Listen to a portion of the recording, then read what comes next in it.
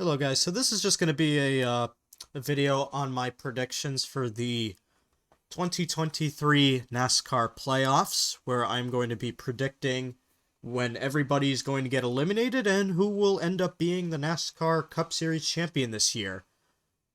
Let's hope this all ages well and see if my predictions come true. Okay, so first of all, we have our 16 playoff drivers, which are Christopher Bell, Ryan Blaney, Chris Buescher, Kyle Busch, William Byron, Ross Chastain, Denny Hamlin, Kevin Harvick, Brad Keselowski, Kyle Larson, Joey Logano, Michael McDowell, Tyler Reddick, Ricky Stenhouse Jr., Martin Truex Jr., and Bubba Wallace. So those are our 16 playoff drivers for this year.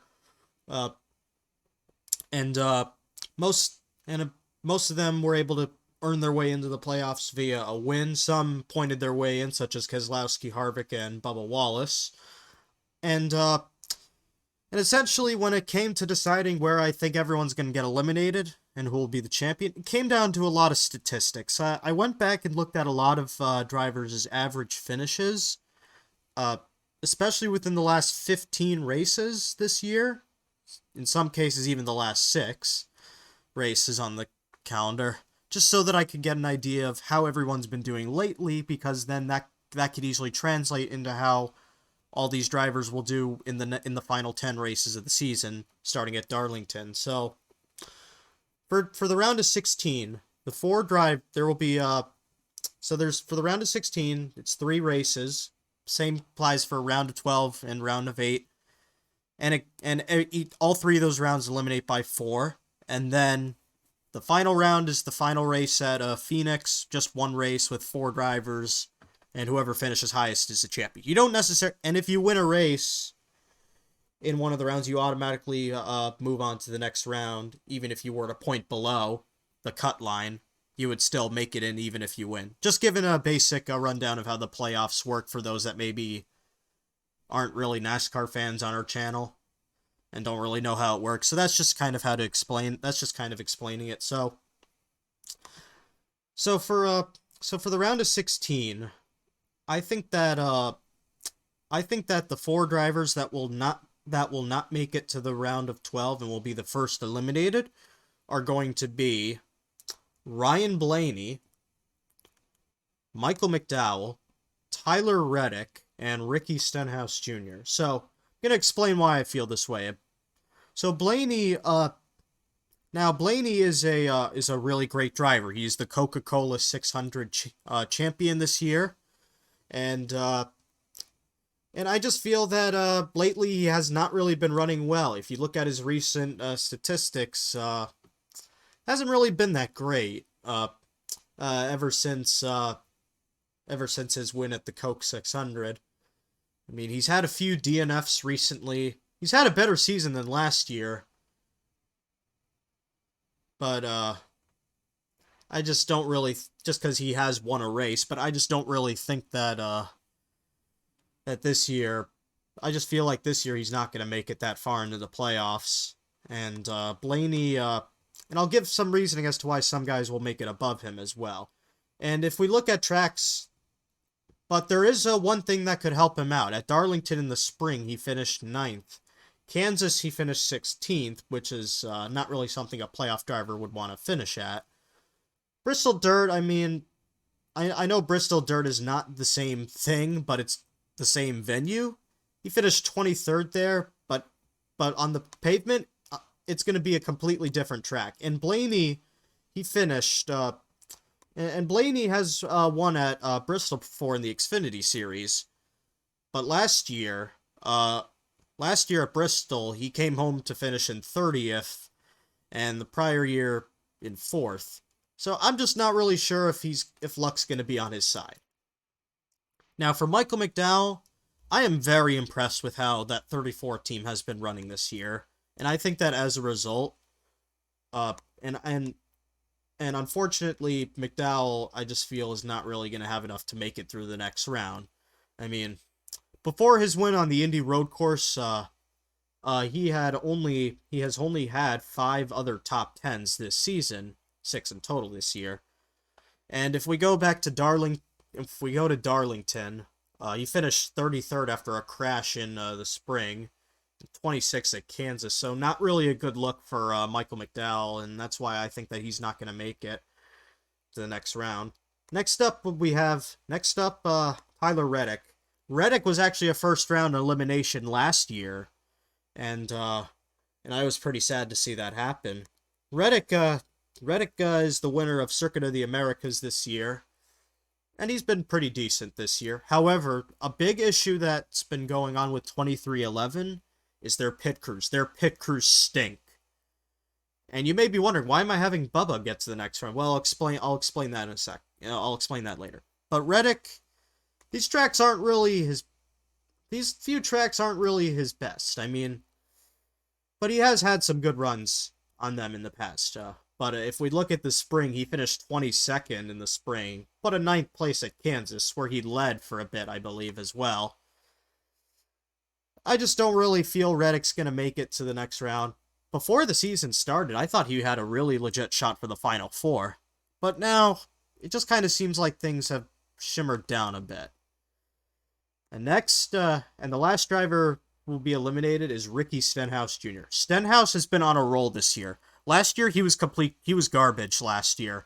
But something changed with JTG Doherty Racing, which they are a lot smaller than people think. Like, they don't have their budget is not much larger than some of the other smaller teams than Rick Ware, Live Fast, and Spire. Like, their budget is not that big. I mean, they're a single car operation owned by Jody and Tad Gessinger, along with NBA star Brad Daugherty.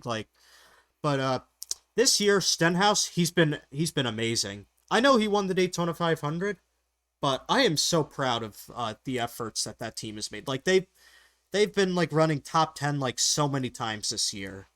Like, Stenhouse, I think, is finally starting to show how good of a driver he is, and I'm finally glad it's paying off. Like, Stenhouse, I've become a fan of him this year.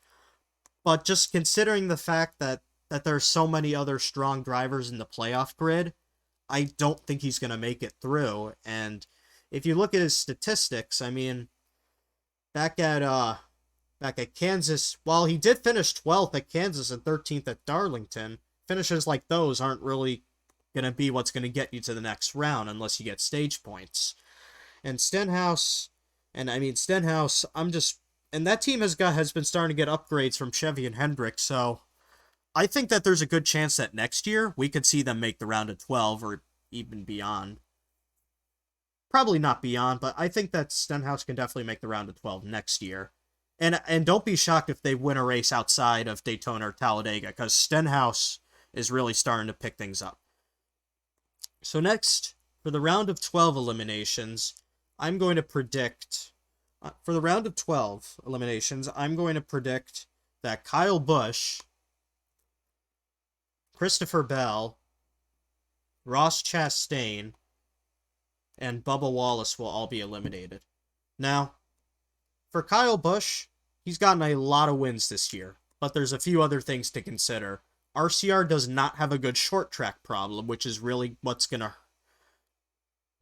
Wait, I just made a mistake there. I had a brain fart there. So for the round of 12, we have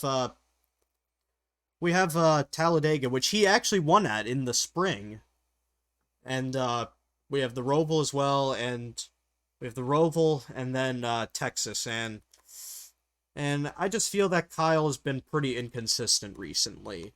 Like, he's gotten 3 wins on the season, to my surprise, Auto Club, Talladega, and Gateway. But there's a lot of inconsistencies. Like, recently, he DNF'd at Michigan, and he finished 36th at Indy, had a bad run at Pocono too, 21st. I think that Kyle could probably make it to the round of 8, but his average finishes recently haven't been backing it up. And that's why I don't really think he's going to make it past the round of 12. And Christopher Bell, he made it to the Final Four last year in a Cinderella story. I believe he was going to be eliminated after the round of 12 last year if he didn't pass Harvick at the end at the Roval. So this is going to be... I just feel like Bell is going to have to win one of these races, which I'm not really sure if he's going to be able to do. I mean, he's only won Bristol. He's only won Bristol Dirt this year. And I think that Bell, and I mean, as I said with Stenhouse, there's a lot of guys better than Bell out here now, so I just feel like that it's going to be hard for him to make it. Next up, Ross Chastain. Chastain, what has happened to Chastain recently? Like, ever since he won at Nashville, his best finish is 7th. He was leading the points at the start of the year, too. But his best finish, he's had only one top 10, which was at Michigan, ever since he won Nashville. Like, what has happened to that one team? Like, did they all of a sudden just put all of his resources into Project 91? Like, what's going on? And I just feel like that I could see him I could actually see a scenario where Chastain gets eliminated round of 16 as well. I could see a scenario.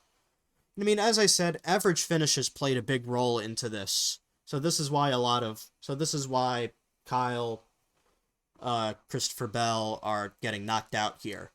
Chastain, though, I just feel that something had to have changed because he's not the same as he was before. And I feel like that maybe... But the bright side is that he dominated at Darlington in the spring before he decided to be stupid. And then... And Kansas, he finished top 5 and 5th. That's why I think he's going to make it through. Just because of he had that, but just because of how bad he's been recently, I can't see him making it further. And for Bubba Wallace, the reason he won at Kansas last year, and he's usually he's been good at he was really good at Darlington in the spring, so I think that he can make it through. Bristol, he'll probably do good there as well. So I think that, and I mean, his pit crew may end up screwing him up at one of those races, but just because of his strength at Kansas, he could easily make it through to the round of 12. And we'll see what happens with that. So next up, after those 4 races, Texas, Talladega, and the Roval, we move on to the round of 8, and this can be the hardest round to get out of, because if you win here, you punch your ticket to the Championship 4, and there's only 4 spots for Championship 4, and you got the round of 8. So I believe that the drivers that will be eliminated in the round of 8, this one is going to surprise you, a lot of you. William Byron, Kevin Harvick, Brad Keselowski, and Joey Logano. William Byron, I just feel that again, we're going to see another driver get screwed by the playoff format. I mean, it happened to Kevin Harvick in 2020. I just feel like it's going to happen again here with Byron. And I mean, he's the winningest most driver this year. But and I mean, we're going to be going to Vegas, Homestead, and Martinsville. He did win at Vegas in the spring. However, at Martinsville, he ran a dismal 23rd. And Homestead, we'll see how that all goes. I just feel like that this is also going to come down to the fact that I feel like that a bunch of people are going to win their way in, and you'll see who does. And I do think, man, as part of this prediction, I am going to predict that William Byron will win at the Roval. So that's something that may or may not happen. I'm also just going to predict for Talladega, Ryan Blaney will end up winning there after being eliminated. Also, not in the playoffs, but I think Chase Elliott's going to win Martinsville. I'm just making win predictions as well here just to throw him out there. Kevin Harvick. Now, for Kevin Harvick, I think that the consistency he has is what's going to get him through. He could, however, be eliminated round of 12 if, like, Kyle ends up breaking through over him.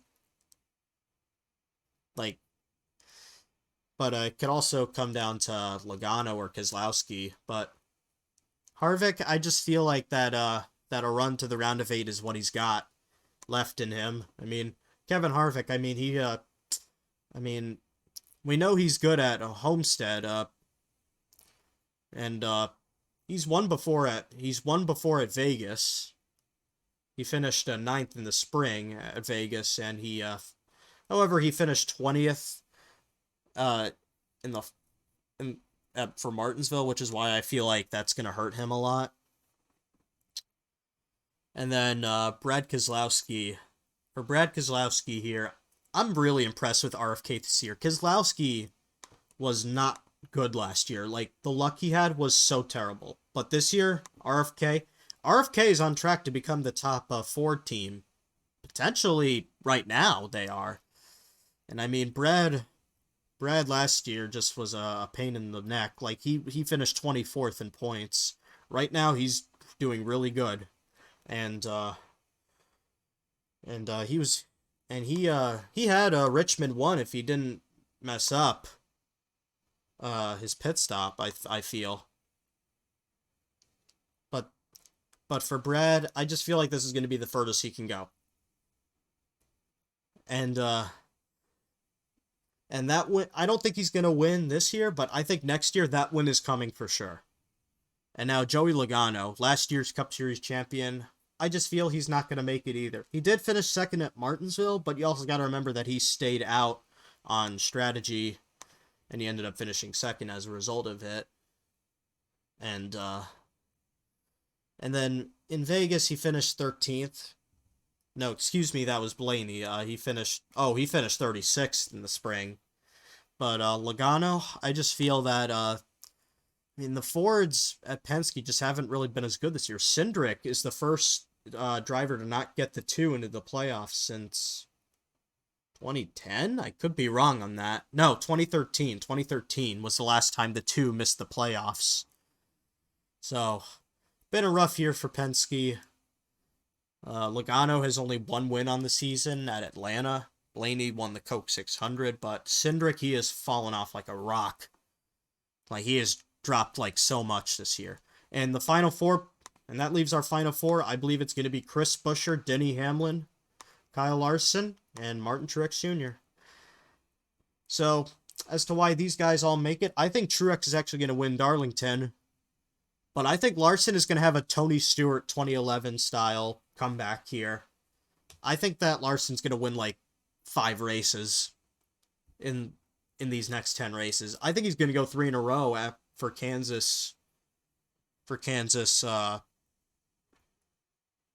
Bristol, and Texas. I think he's going to go 3 in a row for those. But then for the final 4, I think Larson's going to dominate at Homestead. As to how Denny Hamlin makes it, I think Denny Hamlin is going to make it by lucking into a win at Vegas. Let's just say that. I think he's going to luck into a win. So that could be one. That could be interesting. And that is why I don't think Byron's going to make it, because of Denny doing something like that. And then Chris Buescher, holy crap.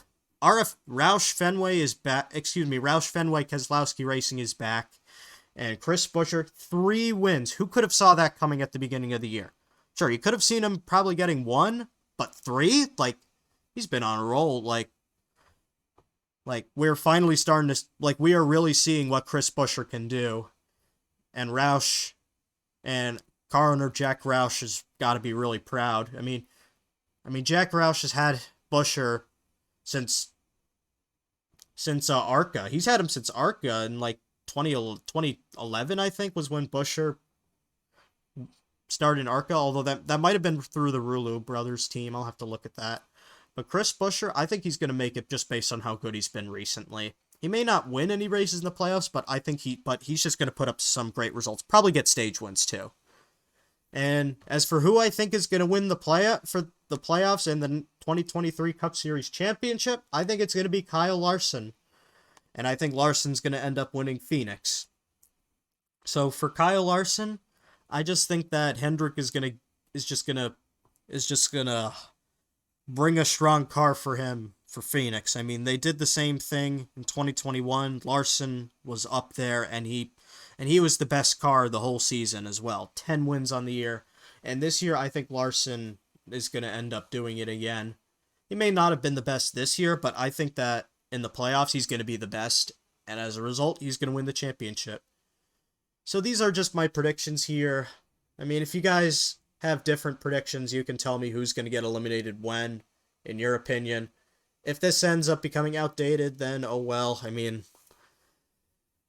this is an interesting prediction video. I'll give it that. So thank you guys for all watching this video. Make sure that you guys all subscribe if you haven't. hit that like button if you haven't either. Hit the notification bell. Share my channel with your friends. Find me on other social media platforms. You can sponsor the channel for only $1 a month or even donate if possible. And find any way to support us here if possible. So, signing off for this video and have a great day. Bye.